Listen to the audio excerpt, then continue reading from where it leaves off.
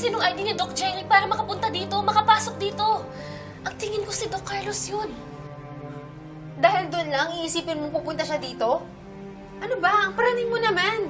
Oo, panig talaga ako ngayon, Zoe. Lalo na wala na talaga sa katinoan si Doc Carlos.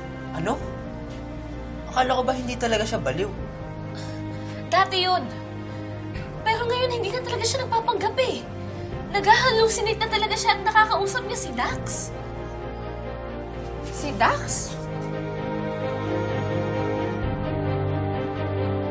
Pati ka na eh! Hindi ko ba ako tinatanong? Sabi na tumahimik ka eh! Dad? Sino kausap mo?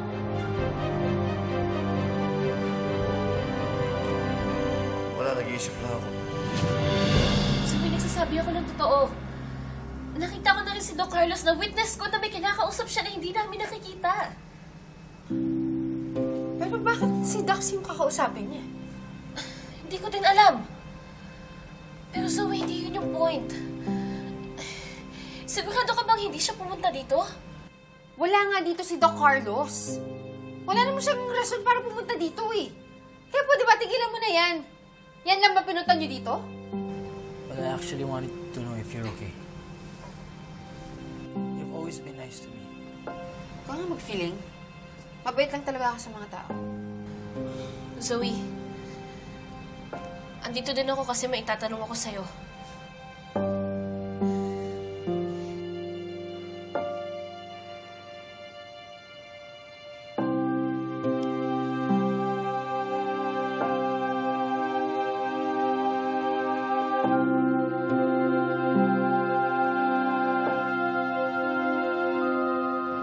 Excuse me, miss. May I use the washroom? Yes, sir. This way.